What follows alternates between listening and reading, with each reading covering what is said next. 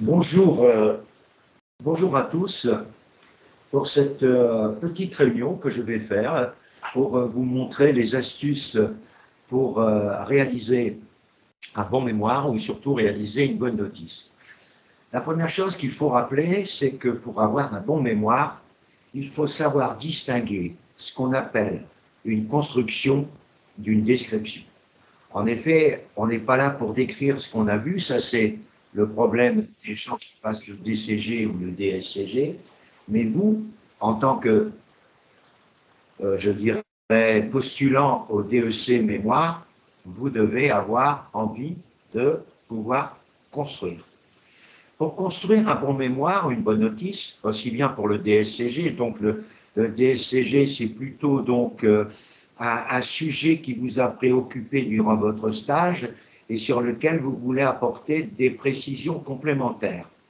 Tandis qu'un mémoire de DEC, c'est une idée d'apport pour la profession et pour laquelle vous avez une certaine expérience. Car si vous faites un mémoire sans expérience vécue, vous allez à la catastrophe. Parce qu'on va se rendre compte lors de votre présentation que cela va piétiner dans un certain nombre de domaines et que l'absence d'expérience va être très préjudiciable. En conséquence, je voudrais insister sur le terme construction et apport réel, aussi bien pour le DSCG que pour le DEC, avec un volume de réflexion plus réduit pour le DSCG que pour le DEC. On revient maintenant au comment choisir un thème. Alors, choisir un thème, d'abord, on se met devant une feuille blanche et on réfléchit sur son portefeuille, soit de clients si on est en cabinet, soit d'expériences vécues dans l'entreprise qui pourrait, a priori, être le fruit d'un mémoire. Ça, c'est la première possibilité. La deuxième possibilité pour trouver un thème de mémoire, c'est d'aller vers les rencontres d'entreprise, c'est-à-dire les rencontres, c'est sur les rencontres d'entreprise, c'est les grandes rencontres qui ont lieu au niveau de Paris, de Marseille, de Toulouse, où vous avez les centres d'affaires ou les centres de rencontres des PME, des TPE, avec des conférenciers de grande valeur et qui vous permettent d'avoir quelquefois 250 thèmes de conférences ou de, je dirais, ou d'ateliers. Ce qui a permis à certains de mes candidats, car ces réunions à Paris au Palais des Congrès qui ont lieu la plupart du temps en dehors de la pandémie, ça avait lieu la première semaine de février, ils rencontraient pendant 2 jours de nombreuses interventions du Conseil national des experts comptables, de certains commissaires aux comptes, de consultants de haut niveau, de chefs d'entreprise qui avaient réussi. Et moi, j'ai plusieurs candidats qui ont suivi mes conseils, qui sont allés à ce salon des entrepreneurs, voilà le mot qui convient, et qui ont trouvé leur thème de mémoire. Je reprends un exemple de candidat qui a eu 14 au mémoire, il n'avait pas beaucoup de thèmes dans sa tête, et il est allé donc à ce congrès sans avoir d'idées préconçues. Et il a été intéressé par un thème sur la ruche d'entreprise auprès des chambres de commerce qui c'est qui m'appelle. Je regarde, qu'est-ce qui m'appelle. Je sais plus ce qui m'appelle.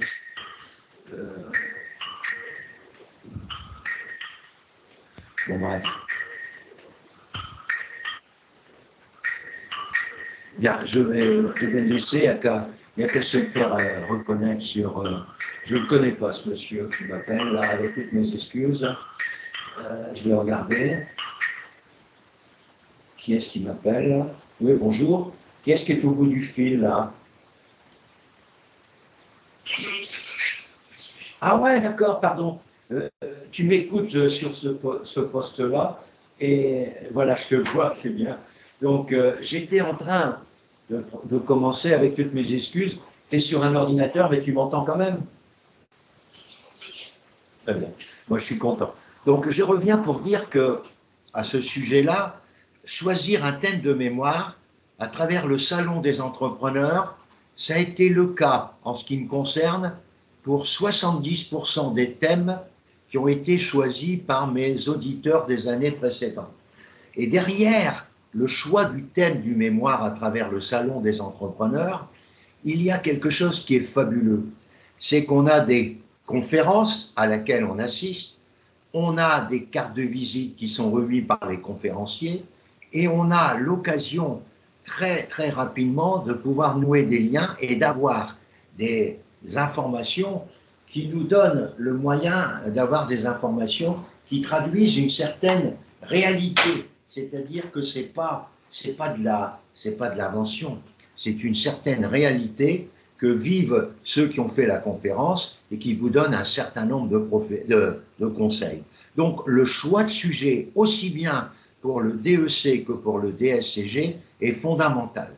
Et je rappelle, la feuille blanche, il faut commencer par la feuille blanche à mettre les mots forts et les mots clés qui vous apparaissent dans votre réflexion au niveau du choix de thème. Et une fois que vous avez à peu près le choix du thème, que vous avez, je dirais, concrétisé par votre présence en ligne ou en présentiel lors du Salon des entrepreneurs, car depuis la pandémie, on a développé la possibilité d'assister à des salons en ligne. Donc ça vaut le coup et c'est gratuit. Vous avez un code d'accès qui vous permet d'aller sur les salons et d'étudier. Par la suite, vous avez, je dirais, un replay de tous les ateliers et de toutes les conférences et ça vous donne un travail extraordinaire de réflexion, etc. Mais une fois que vous avez mis les mots forts et les mots clés, c'est un moyen pour vous de faire activer quelqu'un qui va travailler à votre place. Et ce quelqu'un qui va travailler à votre place, ça s'appelle les alertes Google. Ces alertes Google, vous allez les alimenter, vous allez l'ouvrir, vous allez dans Google et vous mettez la recherche de alerte avec un S plus loin Google et vous allez avoir un nouveau site. Sur ce nouveau site, vous allez y mettre les thèmes que vous allez rechercher. Pour l'instant, ce n'est que des balbutiements. Et vous allez recevoir dans les jours qui vont venir, en ayant indiqué bien sûr votre adresse courriel de réception, vous allez recevoir énormément d'informations, selon bien sûr les expressions ou l'alerte que vous avez créée. Par exemple, si vous faites une alerte les experts comptables au Cameroun, vous allez avoir beaucoup d'informations, parce que là, ça génère énormément de discussions et j'en passe et des meilleurs. Mais pourquoi je dis ça? Parce qu'un certain nombre de thèmes de nos amis camerounais qui ont de graves divergences avec les experts fiscaux ont été choisis comme thème par beaucoup de mes amis camerounais. Ça n'empêche pas qu'il y a bien d'autres thèmes que vous pourriez mener.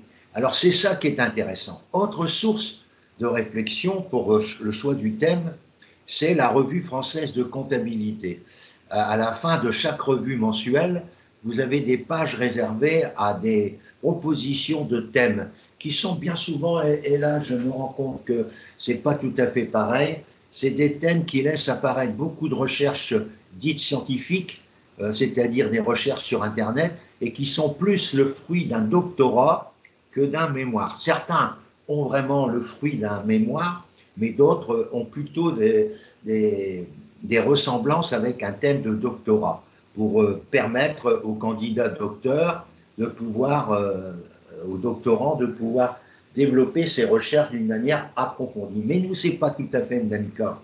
D'abord, nous n'avons qu'un volume de 100 pages, ça peut paraître beaucoup pour certains, mais très peu pour un doctorat, qui doit tourner autour de 500, 600 pages, même plus, et le mémoire doit être une construction. Alors qu'un doctorat, c'est une recherche d'informations permettant de pouvoir élargir le champ d'investigation du thème choisi pour le doctorat. Tandis que le mémoire, il a un caractère pratique. Tandis que le doctorat, il a un caractère théorique plus, c'est-à-dire que vous allez beaucoup plus loin dans les recherches qui ont été effectuées et vous apportez la preuve de votre travail de recherche qui a été impressionnant pour obtenir votre doctorat. Donc un docteur n'est pas un praticien, toujours, c'est un chercheur, comme son nom l'indique, et il cherche des nouvelles informations pour pouvoir améliorer l'aspect théorique d'un thème. Tandis que nous, en mémoire, que ce soit pour le DSCG ou pour le DEC, c'est un thème qui doit avoir une certaine praticité. Voilà. Maintenant, une fois qu'on a choisi le thème, il faut se dire qu'est-ce qui peut convenir à un jury. Il faut faire preuve d'empathie. L'empathie, c'est à la fois pour la notice du DSCG que pour la notice du DEC. Il est vrai que depuis quelques années, le DSCG s'est modernisé au niveau du mémoire et la notice doit passer plusieurs obstacles pour être admise. Nous, pour l'instant, au niveau du DEC, la procédure reste la même, c'est-à-dire que vous envoyez une notice avec un plan qui a été demandé par le jury, dans lequel vous avez une première partie qui est l'intérêt du sujet, et la deuxième partie, c'est les objectifs du mémoire. Et derrière les objectifs du mémoire, vous devez définir deux choses. Vous devez définir la problématique de votre mémoire, c'est-à-dire de votre étude, et vous devez annoncer le plan dans cette partie de votre mémoire. Les deux premières parties doivent faire au maximum, et malheureusement, on a des gens qui ne respectent pas cela, doivent faire au maximum, voyez-vous, 4 pages. Parce que la notice, il y a des gens qui présentent des notices de 30 pages. Et ils s'étonnent quelquefois d'être envoyés dans les cordes avec un 4-3 quelquefois ou un 4-2. Bien, je voudrais quand même que vous compreniez qu'une notice, ce n'est pas une question de volume. Une notice, ce n'est pas un mémoire.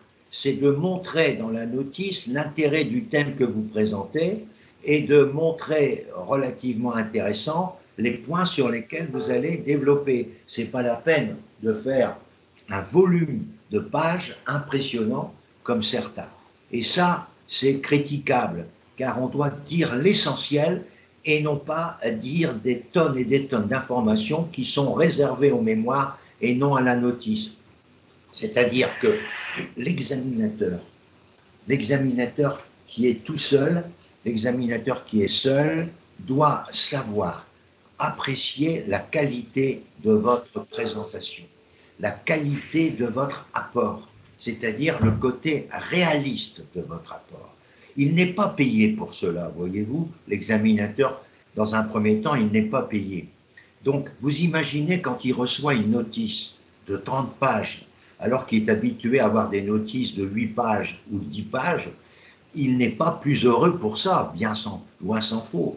Donc il faut éviter de trop en dire dans une notice, il faut réserver à cet examinateur qui va mesurer l'intérêt pour la profession, aussi bien de commissaire aux comptes que d'expert comptable, de votre étude. S'il considère que c'est malheureusement une compilation de texte et une description, il va vous mettre au mieux un 4-2, voire un 4-3. Donc, essayez pour la notice d'être relativement concret, synthétique et non pas volumique, comme on dit, et de donner des pages qui vont entraîner chez l'examinateur un certain recul. Car sachant qu'il n'est pas rémunéré pour l'examen de cette notice et que vous lui imposez 30 pages à lire, il est évident qu'il va passer beaucoup plus de temps dans son bénévolat actuel et il n'apprécie pas tellement.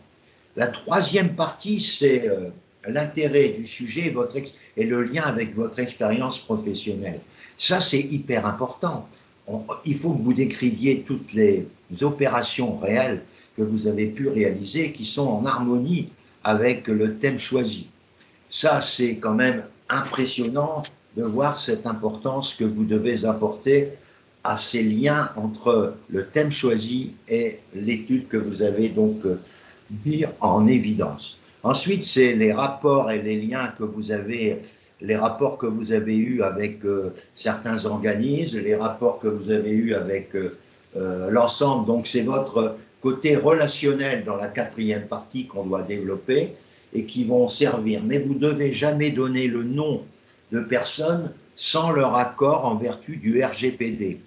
Et si vous avez eu l'accord de ces personnes pour qu'elles soient citées, il faut bien préciser que ces personnes ont été averties qu'elles allaient être citées et vous avez voulu leur expliquer le RGPD et ils ont donc accepté que leur nom soit bien rappelé, que vous avez respecté les termes du RGPD, du Règlement général de la protection des données, qui est européen, mais qui est très appliqué au niveau du jury du DEC comme celui du DSCG.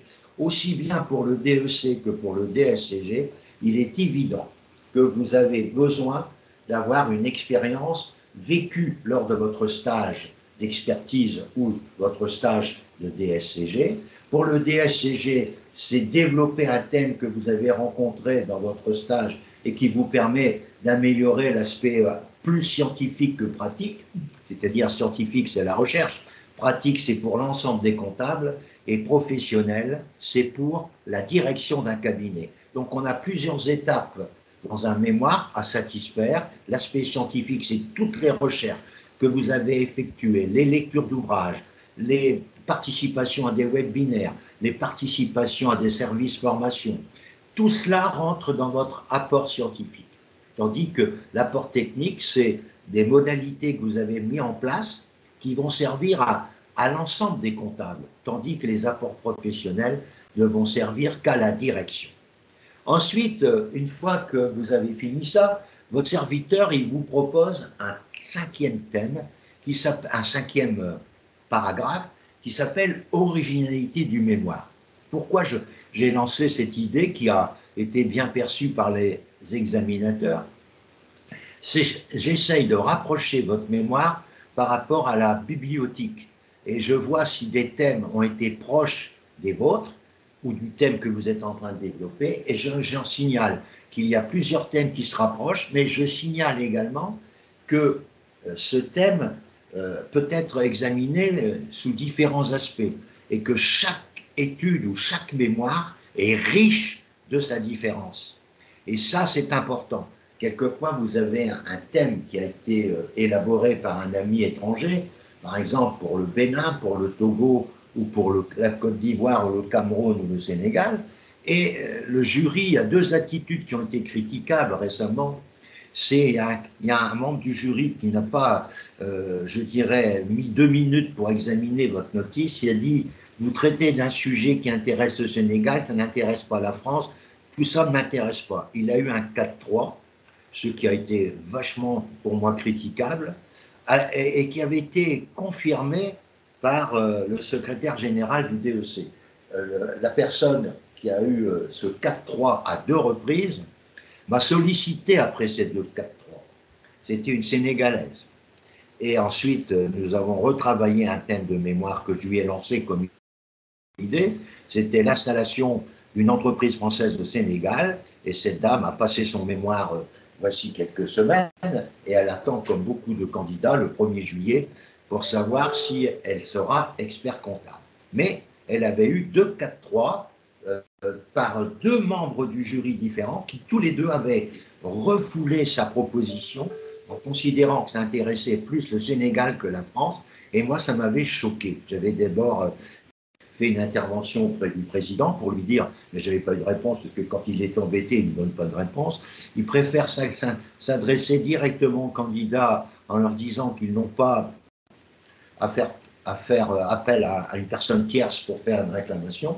Mais quand ils font une réclamation, ils n'ont pas de réponse. Et quand c'est moi qui fais une réclamation, ils reçoivent une lettre recommandée chez eux, je dis bien une lettre recommandée avec AR, qui leur rappelle que lorsqu'ils ont des remarques à faire sur une décision d'un jury, ce n'est pas une personne tierce. Voyez-vous un petit peu le courage, entre guillemets, du président. Il sait que c'est moi qui ai fait une intervention pour dire que je ne comprends pas pourquoi on a refusé un mémoire qui peut intéresser l'ensemble des experts, y compris sénégalais et français. Eh bien, au lieu de me répondre à moi, il répond directement au candidat qui a été l'objet, pour moi, d'une injustice. Tout ça pour essayer, vous comprenez, de faire peur au candidat, puis en même temps d'essayer d'apporter un certain nombre de freins à ma détermination.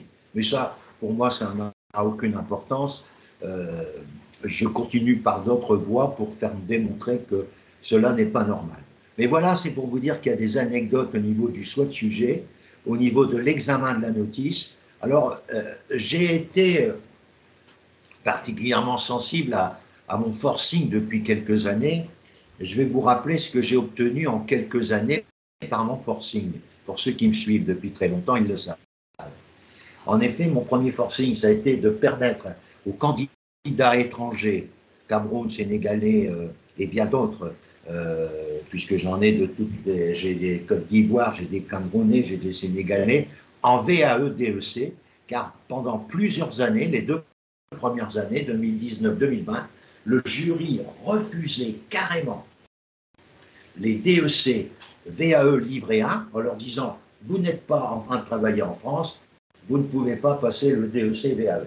Je me suis battu de toutes mes forces, jusqu'au ministre des universités, au ministre de l'économie, et je me suis appuyé aussi sur le ministère de la Justice, qui, au niveau de la description de la VAE, ne permettait pas d'affirmer qu'il fallait que les travaux soient effectués sur un territoire français.